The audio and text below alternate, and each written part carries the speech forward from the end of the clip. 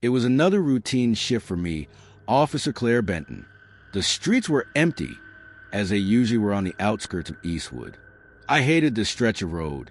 The fog always made it feel like I was driving through some forgotten world. The silence was oppressive, the kind that weighed on your chest, making it hard to breathe. The dilapidated buildings that lined the path only made it worse. Every time I passed the remains of the Eastwood Psychiatric Facility, the place felt like it was watching me. I couldn't explain it, but there was something about that asylum that felt wrong. I was about to pass it once more when I noticed something out of place. A van, not just any van, but an old, rusted one, parked in front of the broken gates of the asylum.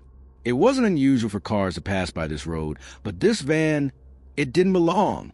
The door was wide open, and there were no signs of life around it. My fingers instinctively gripped the wheel a little tighter. Something was off. I slowed down, my eyes scanning the area. The fog was thickening, and I could barely make out the outlines of the trees that bordered the asylum's grounds. As I inched closer, a figure emerged from the shadows of the woods. They were stumbling, moving erratically, as if they were being dragged by something unseen. My heart pounded in my chest. Instincts kicked in. I reached for the radio to call for backup, but the figure disappeared into mist before I could even say a word. My breath caught in my throat. It was like they vanished into thin air. No sign of struggle. No trace of movement. Nothing. Just gone. I didn't know what to make of it. It didn't feel right. Everything about this situation screamed wrong. I decided to check the van. Better to be safe than sorry. But as I stepped out my cruiser, a cold breeze swept through the air, sending chills down my spine. I walked toward the van, my flashlight illuminating the dark interior. My shoes crunched on the gravel, the only sound in the otherwise suffocating silence. The air smelled wrong, like something long dead, a mix of decay and rot. As I got closer, I could see bloodstains on the seat, dark and old, smeared across the torn upholstery. My stomach turned, and I forced myself to move forward, trying to ignore the rising sense of dread crawling up my back. Then I heard it, a whisper, a voice so faint, so far away, I couldn't make out the words, but I felt in my gut. This was no ordinary whisper. It was something otherworldly. My flashlight flickered, casting erratic shadows that danced like spirits on the walls of the van. I leaned in, trying to focus on what I was seeing. In the dim light, I noticed something wrapped in a filthy cloth, tucked away in the corner. My hand trembled as I reached for it, unwrapping the fabric carefully. The cloth fell away, and I gasped. A severed hand, its fingers pale and stiff, lay curled in my palm. The hand was covered in dried, dark symbols I didn't recognize. My pulse raced, my breath quickened. I dropped the hand, but it felt like it had burned me. The radio crackled to life, but instead of the usual static, there was only silence. Panic surged through me. I reached for my radio again, but it was dead. My calls for backup went unanswered. The stench of decay in the van grew stronger, overwhelming me until I could taste it in the back of my throat. That's when I heard it. The whispers returned, louder this time. Not just whispers, screams. High-pitched, shrill, agonized cries filled the air, coming from the van, from the woods. I froze, my body locked in place, unable to move. And then, just like that, there was a face. A pale, distorted face appeared in the van's rearview mirror. Its eyes were wide, unblinking, staring directly at me. Its mouth was open, but no sound came out. The face contorted in an expression of pure, silent agony. I stumbled back, my heart hammering in my chest, and that's when I heard the chains. The sound of metal scraping against stone, distant but unmistakable, like something heavy was being dragged across the ground. I didn't know how, but I knew I had to leave. I had to get away from this place, before whatever this was consumed me. I ran back to my cruiser, but before I could even get inside, the screams reached a crescendo, echoing through the woods around me. It felt like they were all around, closing in 1,000 voices screaming at once. I slammed the door shut and started the engine. My foot hit the gas, and I didn't look back. I didn't even think about the van or what I had left behind. I just drove. I drove until the mist cleared and I was back on the main road, safe, or at least I hoped I was. But I couldn't shake the feeling that something was still watching me. Something had followed me from that place. The following days passed in a blur of exhaustion and disbelief. I filed my report about the van, but there was no evidence to support what I had seen. No fingerprints on the van, no signs of struggle in the woods. The severed hand, gone. The whispers, the face, nothing, as if it had all been a fever dream. I couldn't convince anyone to go back with me to investigate further. Everyone wrote it off as a prank or a hallucination brought on by stress. But I knew what I had seen. I knew what I had heard. I visited the asylum a few days later, against my better judgment. I needed to see it with my own eyes, to understand what had happened. But when I arrived, the place was still abandoned. The gates were locked, the windows shattered, and the grounds were eerily quiet. There was no sign of the van, no trace of the bloodstains, no whispering voices. And yet, as I stood there at the gates, I heard something. It was faint but unmistakable, chains dragging across the ground. The distant sound of metal scraping on stone like something or someone was trapped. The asylum had its grip on me now, and I realized that it wasn't done with me yet. I was never going to be able to leave. Every time I drove by, I could feel it calling me, like a ghost in the past, forever haunting this road, forever reaching for anyone who dared to uncover its secrets. No one would believe me. No one would understand, but I knew the truth. The Eastwood Psychiatric Facility wasn't just a place. It was a prison for something far worse than the patients who had once roamed its halls. And it was waiting for the next person to make the mistake of investigating. And I knew, deep down, that I would never escape its curse.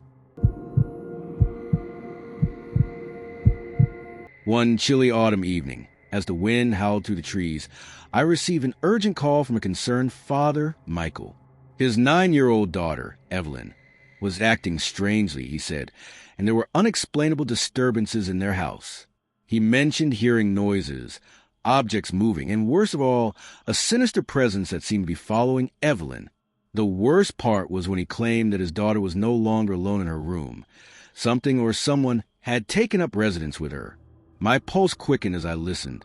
I'd handled my share of unusual cases, but this sounded different. This sounded like something truly evil.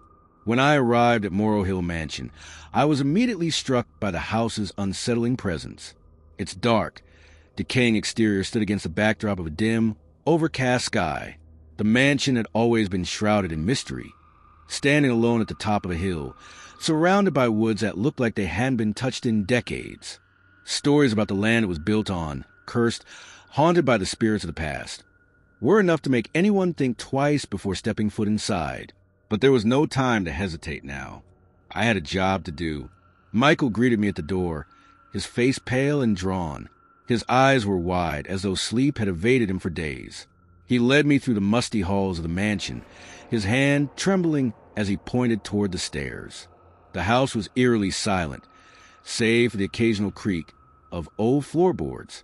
The air inside was thick, like it had been soaked in the sorrow and despair of the past. It made every breath feel heavier, as though something unseen was waiting in the shadows. We climbed the stairs slowly, the silence pressing down around us. Michael stopped in front of Evelyn's bedroom door, hesitating. When he finally opened it, the sight inside chilled me to my core. Evelyn sat on the floor in the far corner of the room. Her hair was wild, her clothes askew, and her skin pale as death. But it wasn't her appearance that shook me. It was her eyes. They were wide, staring blankly at the corner of the room. They were vacant, devoid of life, as if she wasn't even aware of her surroundings. And the whispers, faint, but undeniably there, seemed to come from the very walls themselves. Michael whispered, his voice shaky. She's been like this for days. She doesn't talk to us anymore. She just stares. And I don't know what's in that corner. Something's there and I know it. I've seen it move. It's not just her imagination. I stepped into the room, trying to keep calm. Evelyn, I called softly, crouching down to her level. She didn't respond. Her gaze never shifted. But then, without warning, her voice broke the silence. "They're here!" she whispered. The word sent a chill down my spine.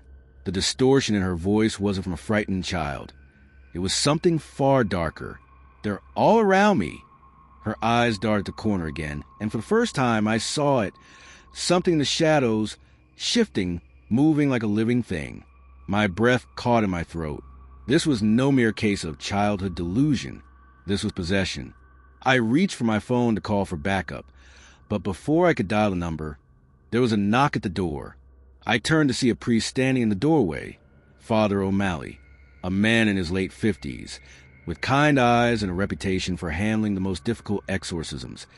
He had arrived unexpectedly.